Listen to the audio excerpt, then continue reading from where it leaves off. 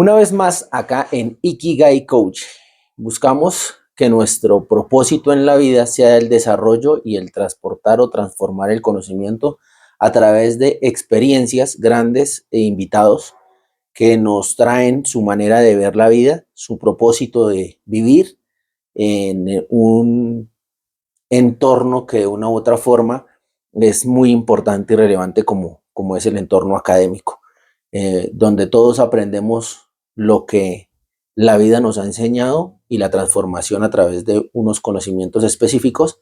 Y hoy estamos acá en la tienda deportiva TVDS, que es un pilar en el desarrollo de nuestro gran invitado, quien no solo es licenciado en educación física, sino también es un empresario que nos ayuda a seguir creciendo y viendo las fortalezas del entorno de la academia y del desarrollo de nuestra profesión. Profe, buenos días. Buenos días, profe. Muchas gracias, ¿verdad?, por invitarme a su programa.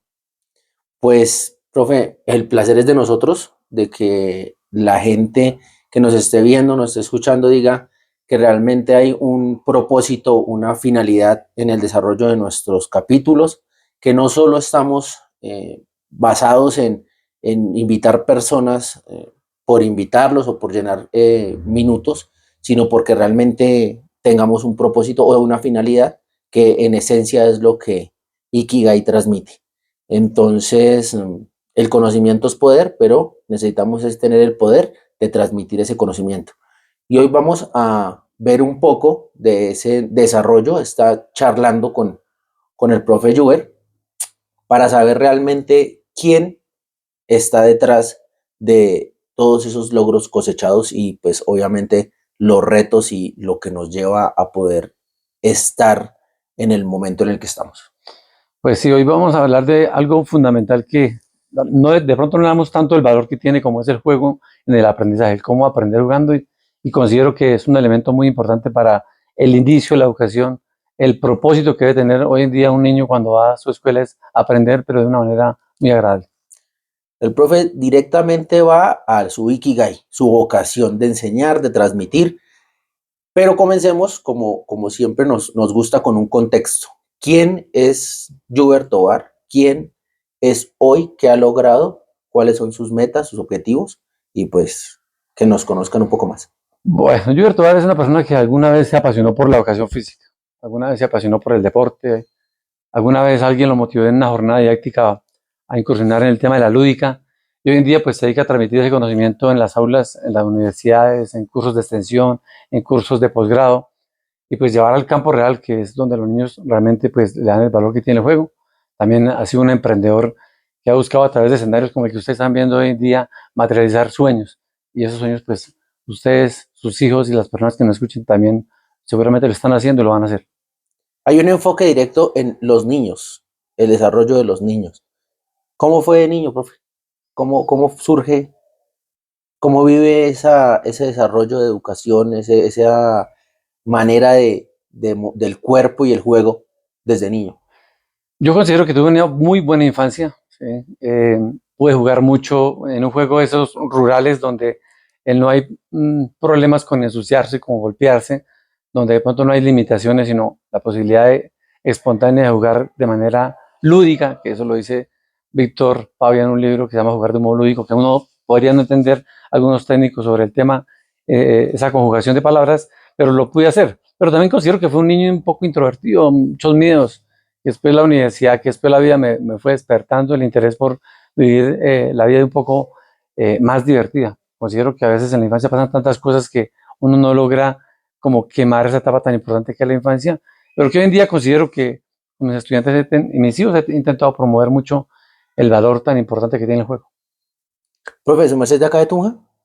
Bueno, nací en La Calera hasta los 5 años, llegué a Puente Boyacá a los 5, estuve ahí hasta mi tiempo de universidad, después de que llegué a la universidad por allá en el 2000, estuve ya radicado en Tunja, llevo esos 25 años radicado en la ciudad. Ok, perfecto. Y hablaba de hijos, familia, esposa, hijos. Sí, dos maravillosos hijos, un hijo ya de 20 años, otro de 12 años. Considero que son muchachos que han disfrutado del deporte, el juego en su momento. puede experimentar con el hijo mayor ese tema de la lúdica, crear un escenario lúdico o un ambiente lúdico en la casa. No el mismo para el menor, que es un poco más extrovertido, pero sí la posibilidad más de darle libertad para que él disfrutara del lugar y de aprender. Y eso a veces uno lo nota en la sonrisa, usted que lo conoce, cómo se disfruta el día a día en lo que está haciendo, ¿cierto? Anoche fuimos a un partido, se lo disfrutaba. Entonces esas emociones de los niños a uno también logran decir, vamos bien. Esa es la esencia de pronto o la diferencia entre profesiones. Nuestra profesión nos lleva a ser un poco más flexibles en función a espacios, lo que usted decía al principio de esa infancia que tuvo donde uno se saltaba, caía, se raspaba, se empuercaba y pues como padres buscamos que, o sabemos y reconocemos como físicos que eso es esencial, ¿no? Eso es fundamental, pero uno papás, no coja, no haga, no mire, no, cómo se empuerca, pues es parte de la formación, ¿no? Es como lo cultural. Sí, nos estamos en una sociedad a veces de niños tal vez de cristal que los cuidamos mucho, los sobreprotegemos, pero no estamos dejando que se desarrollen esas habilidades para la vida. ¿Sí? El caerse debe ser natural, obviamente sin el descuido de que el golpe sea delicado o cause una mayor lesión, pero sí que pueda experimentar el por lo menos colocar las manos y no la cara. Bueno, esos son factores fundamentales en el desarrollo psicomotor de los niños, en el proceso de desarrollo, en el reptar, el gatear, cosas que uno físico ve un niño que se cae, se raspa la cara, y lo primero que le pregunta a los papás es, ¿el niño gateó? Pero eso ya es intrínseco en nuestra profesión. Profe Juber, nosotros hablamos del juego, pero también hablamos de la lúdica. Ahí hay unas cosas, pero esta variación de conceptos, ¿cómo le podemos decir de manera más simplificada a los papás, deje jugar a los niños y que el papá entienda que no es comprarle la última PlayStation o el último computador para ser un gamer, sino que jugar dentro del desarrollo de la profesión y lo que usted nos quiere traer hoy, eh, ellos lo puedan interiorizar y compartirlo de una mejor forma? Mira, hay algo que de pronto tenemos que primero entender y es la diferencia, la similitud o el punto de encuentro que tiene la lúdica y el juego. Hay alguna frase que dice, todo juego es lúdico, pero no todo lo que es lúdico es juego. Pero el ser humano por naturaleza es lúdico. Es una parte, es una dimensión del desarrollo del ser humano. Y como dimensión el ser humano necesita ese momento de disfrute, placer, de alegría, inclusive de llanto. Y tenemos que promover ese escenario para que el niño definitivamente lo que esté haciendo se lo disfrute y lo aprenda para la vida. Tenemos un concepto de que enseñar es igual que aprender. De hecho, los libros hablan de procesos de enseñanza y aprendizaje. No es directamente proporcional, es relativo. Si un niño aprende en un ambiente agradable o le enseña mejor en un ambiente agradable, pues aprende de manera significativa. Y es ahí donde el juego cobra un valor muy importante. Aprender de manera significativa, aprender en un ambiente lúdico, en un ambiente agradable, en el disfrute. Y eso va a llevar seguramente a que lo retome o lo recuerde en algún momento de su vida y lo ponga en práctica. ¿Su merced juega? Claro, ¿Todo el todavía tiempo? juego. Sí, no, a mí me encanta. Tengo no es el mal hábito, sino como que la mala costumbre de practicar algún deporte como el fútbol, que considero que también ha practicado otros, como natación, como el voleibol, como el ciclismo. Pero sí me he dedicado en el fútbol, pero más allá de eso, trato es de divertirme con ese deporte. Soy muy apasionado a jugar, pero yo creo que el ser humano, mejor dicho, el ser humano no se vuelve viejo porque deja de jugar. El ser humano se deja de jugar porque cree que está viejo. No, es mentira, uno tiene que lo que está viejito tal vez es la cédula, pero no tiene que dejar jugar. Y de hecho a veces encontramos ese niño interior en un adulto mayor jugando con sus nietos, queriendo recuperar un poco de tiempo que dejó jugar porque convirtió el juego en algo serio o en unos juguetes que eran materiales y que seguramente no hacían parte de la necesidad intrínseca del ser humano de estar disfrutando la vida. Uy, profe, eso es algo importante porque hoy en día vemos muchas páginas en internet, muchos videos, TikTok, Instagram, jueguitos, ¿no? Jueguitos que pueden hacerse con una hoja, un marcador, un tambor y un aro, cosas de esas que yo creo que se quedaron a un lado precisamente por la evolución de la tecnología, pero que los abuelos, que los papás que ya son un poco de nuestra generación llevan, retoman un piedra, papel o tijera, todo ese tipo de cosas que nos ayudan a ser más activos con nuestros hijos. Y eso nos va a permitir mantenernos vigentes independientemente de la edad. Sí, el juego no es un tema digital, aunque estemos en una era digital, el tema no es no es un tema de tecnología, es un tema muy desde lo tradicional, desde lo práctico, desde lo ordinario y ojalá convertirlo en extraordinario, porque a veces creemos que todos estos juegos tecnológicos son los que desarrollan habilidades solamente de razonamiento, abstractas, no sé, de habilidades de pensamiento, no, hay que empezar de lo simple y convertirlo en algo extraordinario para el niño, porque es que es la forma, y usted lo dijo hace un momentico, un niño empieza a reptar, a gatear, a trepar, a correr y demás, lo hace jugando, explorando, pero no hay ninguna herramienta que le enseñe a hacer eso de manera técnica ni tecnológica, a convertirlo después en algo para la vida, no, tiene que ser desde lo tradicional y lo común, y después de con eso, digamos que con ese proceso evolutivo, convertirlo en una destreza. Este espacio nos ayuda a entender realmente cómo podemos vincularnos o cómo podemos aportar en el desarrollo de una mejor sociedad. Por eso Koji es, digamos que la felicidad o la manera de estar en armonía. Y lo vinculamos en nuestro quehacer y nuestra profesión, nuestro Ikigai, y esa evocación de nuestra vocación hace que tenga más propósito nuestro espacio. Y ahí es donde los invito a todos los que nos están viendo a encontrar el momento exacto en el que brota ese Ikigai. Yo creo que con el profe Juber es muy fácil y desde el inicio lo lleva abanderado porque se siente esa vocación. Yo he trabajado con él y sé que todo lo que le pone el alma y el corazón está toda su vocación y sus ganas de que la gente vea, evolucione, entienda y desarrolle de una mejor forma todo su potencial.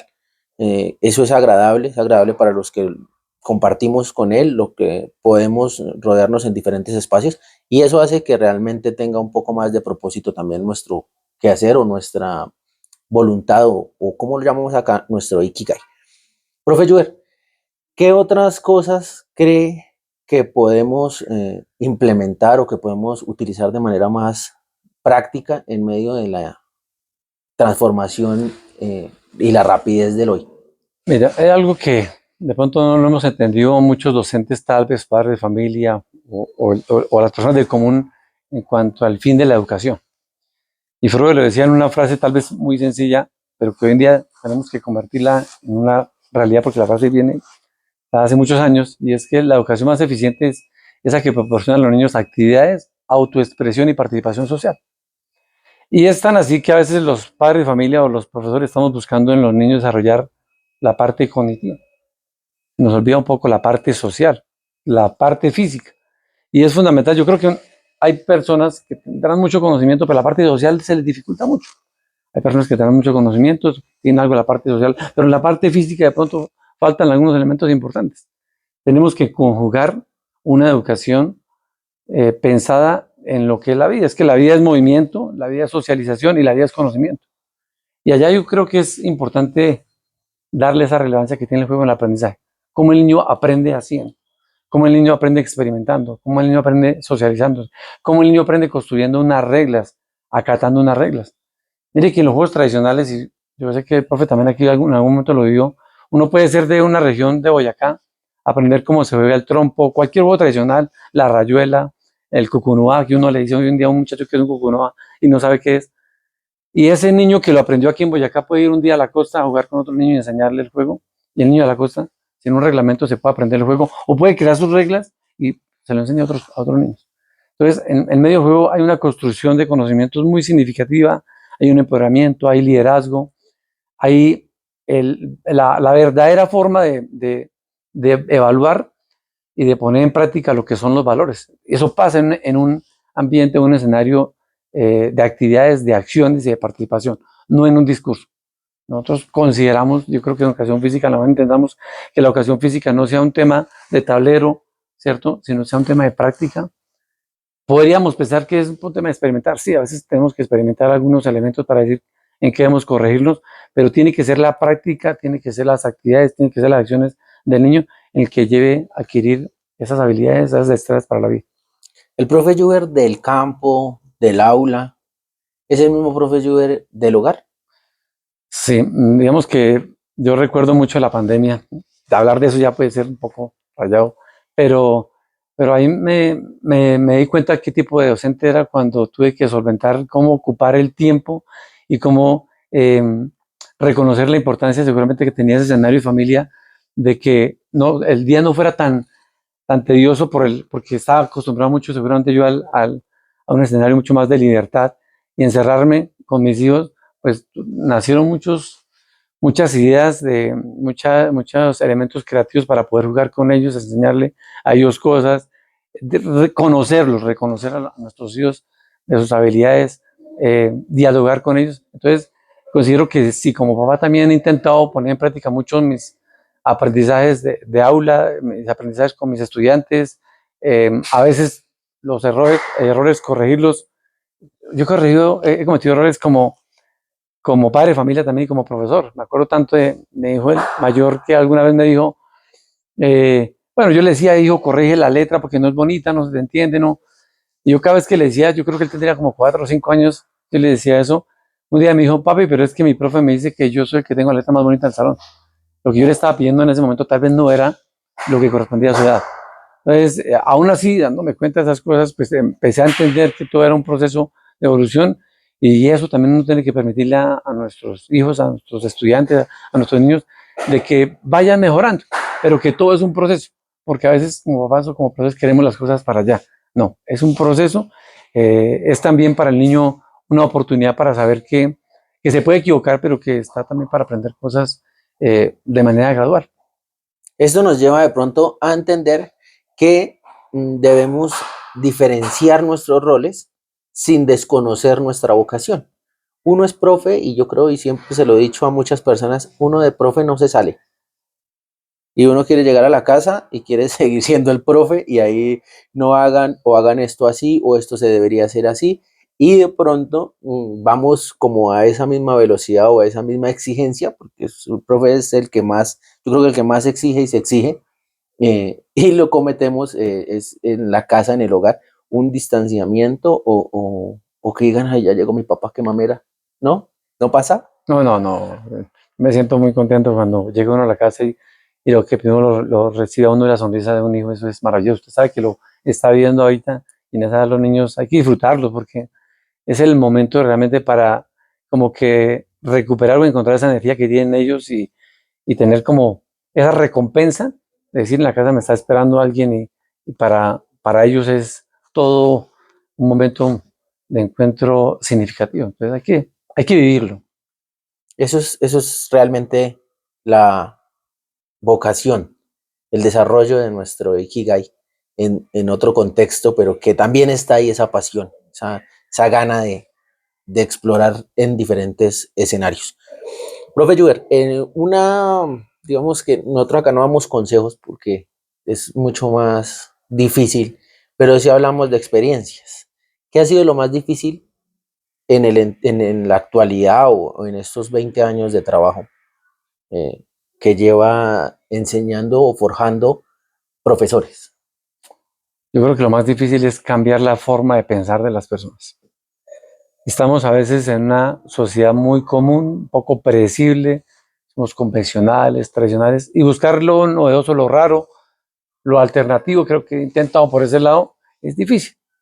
Uno le pide al estudiante que está formando como docente, que proponga algo nuevo para su clase, que proponga algo nuevo con los estudiantes, y cuando llega la propuesta ya ha pasado 1, 2, 3 años, de pronto hasta más. Yo oriento una asignatura que se llama Teoría y Práctica de Juego de la Ronda y cuando un estudiante me trae la ronda, el puente está quebrado, ¿con qué lo quebraron? Yo digo, pero eso se lo sabía de pronto decir en una mejor melodía, no sé, mi abuelita.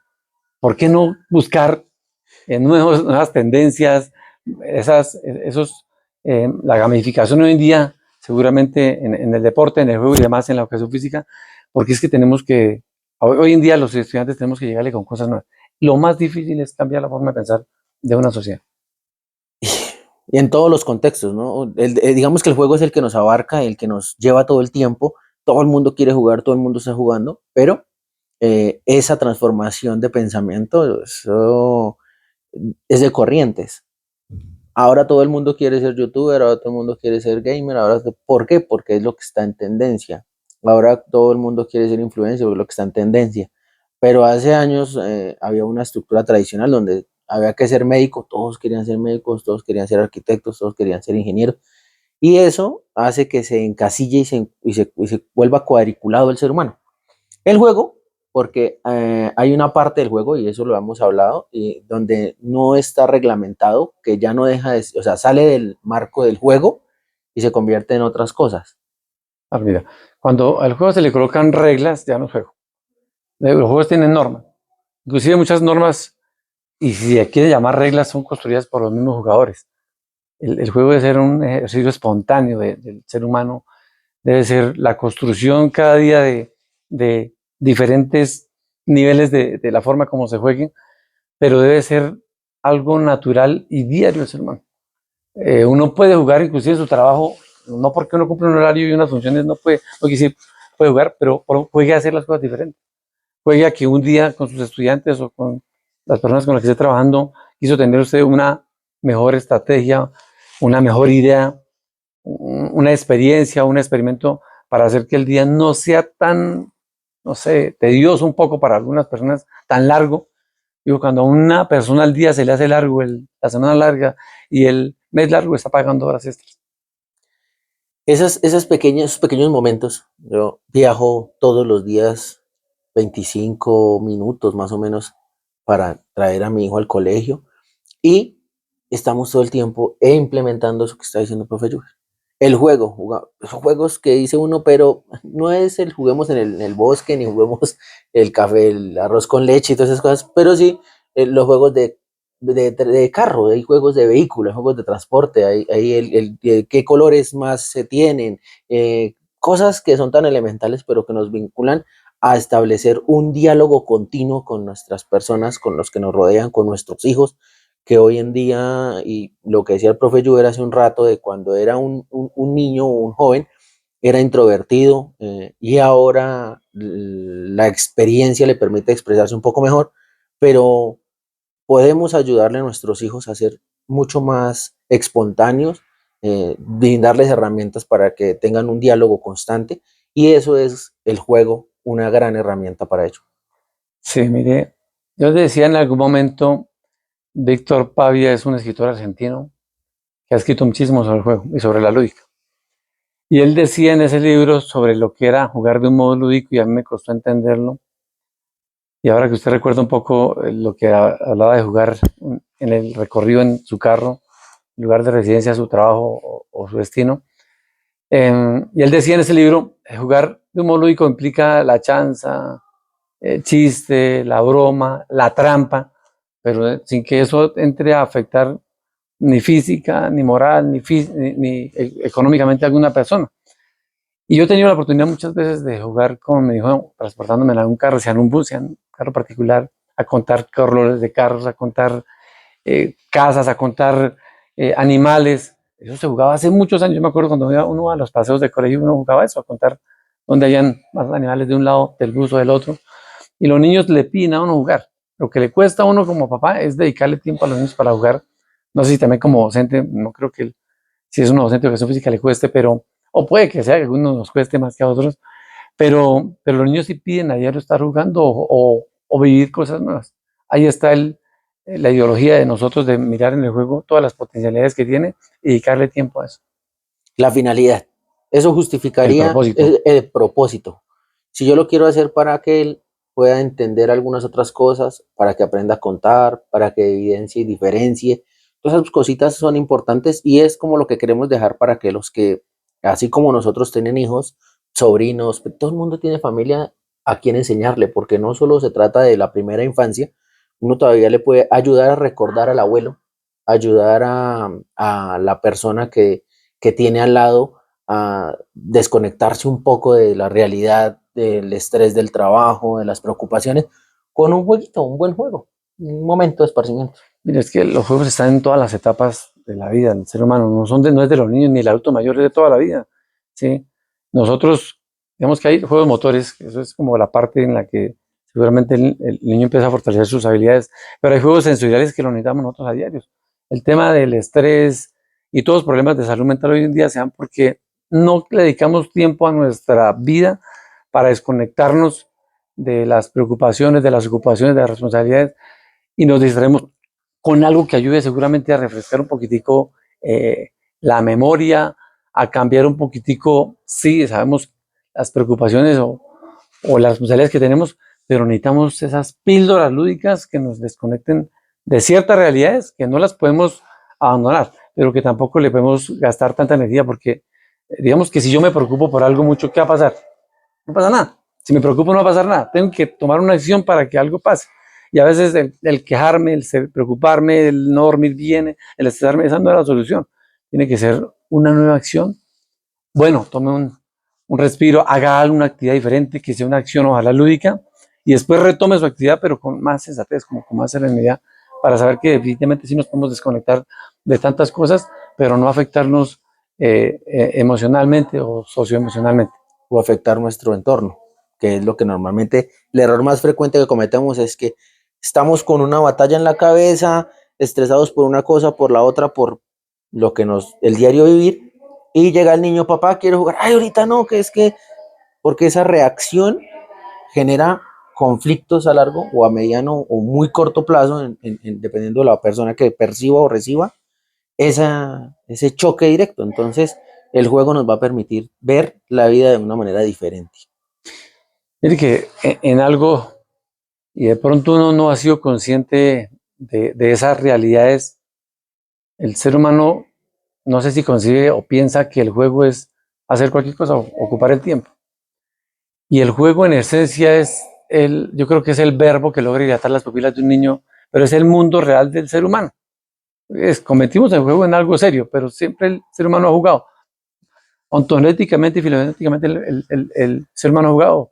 Johann Huizinga lo dice en un libro que se llama Homo Ludens, toda la historia o toda la evolución del ser humano, cómo ha jugado y a lo que hoy en día seguramente le ha llamado juego.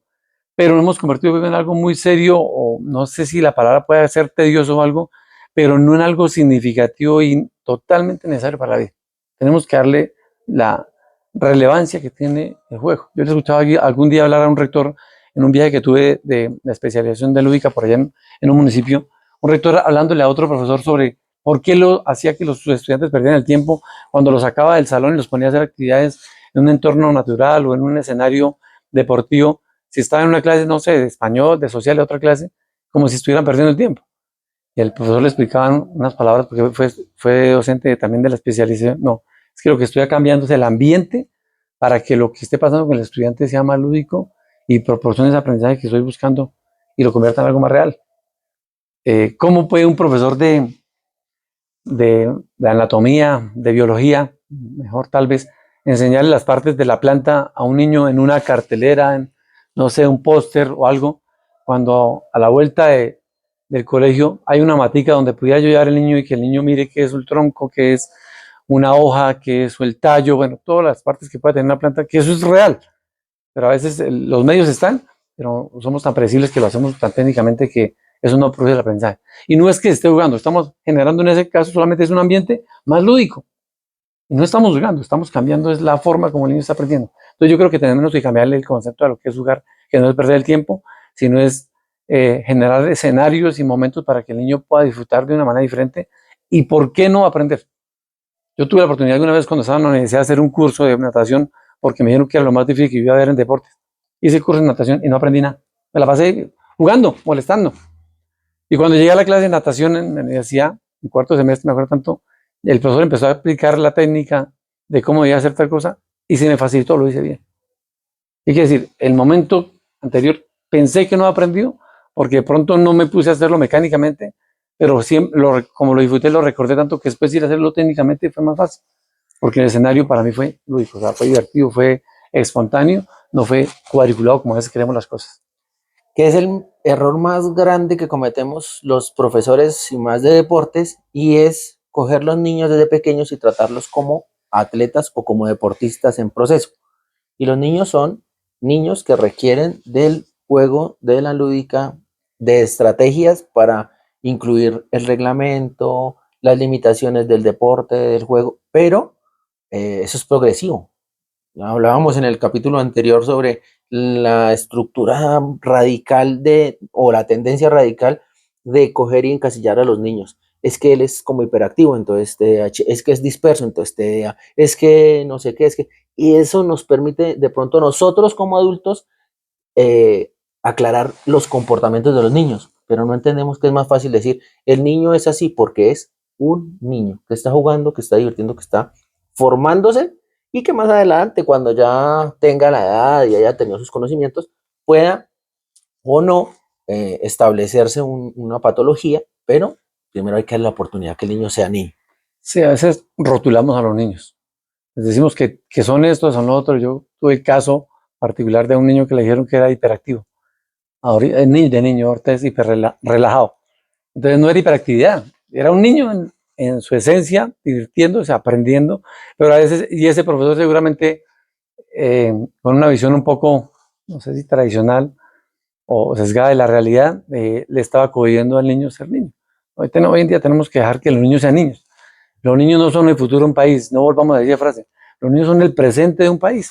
Si un niño vive un presente feliz, pues ¿qué va a ser? Un adulto feliz. Pero no posterguemos la felicidad porque es algo que se tiene que vivir en el ahora. Y si un niño está jugando, está divirtiendo, se está socializando, está siendo niño, está construyendo sociedad, comunidad, y más adelante va a ser ese mismo que se encargue de hacer lo mismo con los demás niños y jóvenes que tengan a su favor. Entonces, hay que pensar mucho realmente que la niñez no sea lo que hoy en día se dicen los adultos, es que tiene un niño reprimido. No, la niñez es la oportunidad sencillamente de vivir su etapa como debe ser. Y yo creo que también es una invitación para que los que nos puedan escuchar a través de este canal y este programa nos comenten un poquito sobre la importancia que tiene una buena educación física, una buena primera infancia, para que los niños no tengan que aplazar su felicidad, sino sencillamente disfruten su día a día. Profe, para cerrar y agradeciéndole nuevamente este espacio, felicitándolo por este lugar que ha conseguido, que ha trabajado, que sabemos que no es fácil hacer empresa en este país, que sabemos en este país, en todo lado no es fácil. Eso no es solo por el lugar donde estamos, sino a empujar todos los días, levantarse, buscar estrategias, que eso nos alegra que vaya tan bien. ¿Cómo cree usted o qué enseñanza para los papás o para las personas que nos están viendo, qué le gustaría dejar Bueno, radicalmente o puntualmente? yo creo que usted empezó hablando una frase muy importante o una palabra muy importante que es el propósito. Si como papá nos levantamos con un propósito, si tenemos para con nuestros hijos un propósito, pues las cosas se van dando, van evolucionando. Yo creo que lo más importante es día a día demos la oportunidad a nuestros niños de que tengan un propósito de ser niños y se disfruten el día a día. De que los niños definitivamente lo que estén haciendo, a veces sea bueno o sea malo, les lleve a aprender algo. Lo más importante no es que hagan cosas, lo más importante es que aprendan. Pero dejémoslos que experimenten. O sea, no limitemos al niño a hacer cosas, sino orientémoslo. Los docentes no dictamos clases, de pronto ni siquiera enseñamos, nosotros guiamos, orientamos, motivamos, inspiramos y motivamos a un estudiante. Hagamos de eso mismo como padre de familia. Motivemos, inspiremos, estimulemos a nuestros hijos. Bueno, profe, muchísimas gracias y esa invitación a los papás a que no nos preocupemos por el futuro dedicándole mucho tiempo al trabajo, sino nos preocupemos por el presente, ayudándole a nuestros hijos a hacer más divertidos sus días, sus momentos y que de una u otra forma, si los niños del presente, en el presente, son felices, vamos a tener una sociedad feliz, tranquila o por lo menos no tendremos tantos casos como hoy de niños de adultos que están viviendo la frustración de los niños. Profe, muchísimas gracias. Esperamos que en el congreso que vamos a desarrollar próximamente, porque estas charlas están enfocadas en eso, en que conozcan a nuestros ponentes del congreso, tengamos un poco más de enfoque técnico para que los que se dedican a esta profesión tan linda como la educación física, el deporte o las carreras afines, puedan tener muchas más herramientas para el desarrollo de su quehacer profesional o su diario vivir. A usted, profe, muchas gracias por la invitación y invitarlo a todos, a ustedes que sigan este tipo de contenido porque seguramente va a ser significativo para sus vidas. Profe, gracias.